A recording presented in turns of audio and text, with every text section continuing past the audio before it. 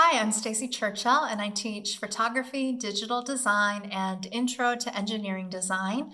And I want to welcome you to Back to School Night and just talk through some of the expectations and procedures within my class. So here are some of my class expectations, and these are listed on the syllabus. And I just expect students to be respectful of themselves, of one another, and of the learning environment, and for them to be responsible for their own behavior, and responsible for any materials that they use or are needed for the task of learning in my class. So the school district has some regulations around tolerance, and we are committed to maintaining a climate of tolerance and acceptance.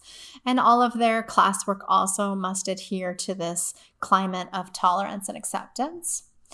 And as digital citizens, we really focus on cyber etiquette and making sure they're behaving with integrity and being mindful about how they use technology and learning how to avoid plagiarism and to give correct citing of their sources for what they're using online. For our grading, we've got the A through F grade scale. And for points, I assign points based on the learning standards, and I assess students' work based on how they're achieving the learning standards. And also in the grade book, I have a section where I'm just keeping track, and it's not for points, it's just for completion. It doesn't impact a student's grade, but you might see that in the grade book as well. For late work, all assignments are due by the end of the quarter, but if they've turned something in a day or two late, it's not going to be penalized. I do want to make sure, since we're using so much technology in this class, that if something goes wrong, students are reaching out to me or the tech department, and that computer issues don't become a problem. For materials, we have no textbooks, but we do have lots and lots of videos. So students will be able to go through videos and work at their own pace, rewatch videos, slow down, rewind, or skim through quickly for each and every video so that they can move at the pace that works best for their learning. However, they will need a laptop to be able to do this. They will download software. For the design students, we're using Adobe software, and for the engineering, we use Autodesk software. It is free. I do show students how to download and log into the software, but they will need that for this class, and most of the software doesn't work on a Chromebook. Any other materials, I've worked with students to assess what their needs are, and we'll get those materials for them. If they're checking out something like a laptop or camera from the school, they are financially responsible if it's damaged, lost, or stolen, but normal wear and tear, which normally happens, they will not be financially responsible for. We'll take care of that and get them working equipment. We do showcase student work online, either through our Student Studios website or the school website. We want to make sure that we have your permission and the student's permission to do so. Most of the time, it will be the student's work, not their face, not their image, but what they've produced in the class.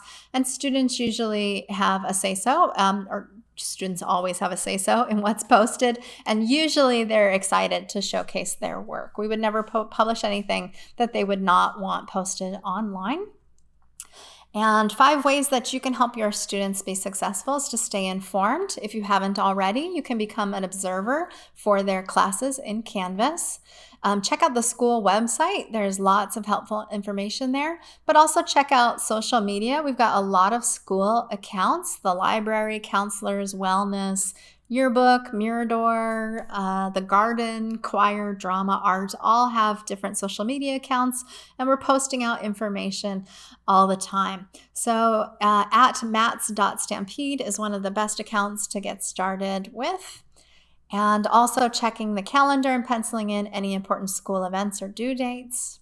Get involved. Ask your students to share their work with you. They are designing a lot of really cool projects, so ask them what they're involved with.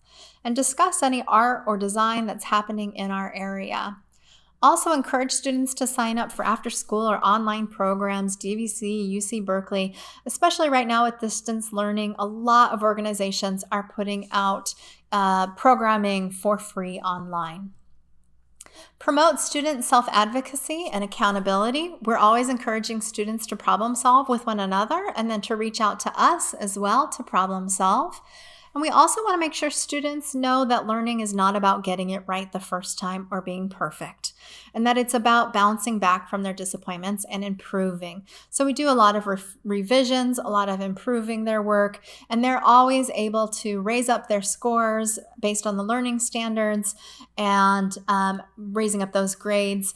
But we want to make sure that right now, especially, we are not perfect. The first day of school, I was using the totally wrong schedule. So we're admitting that we are not perfect. We're all learning together through this.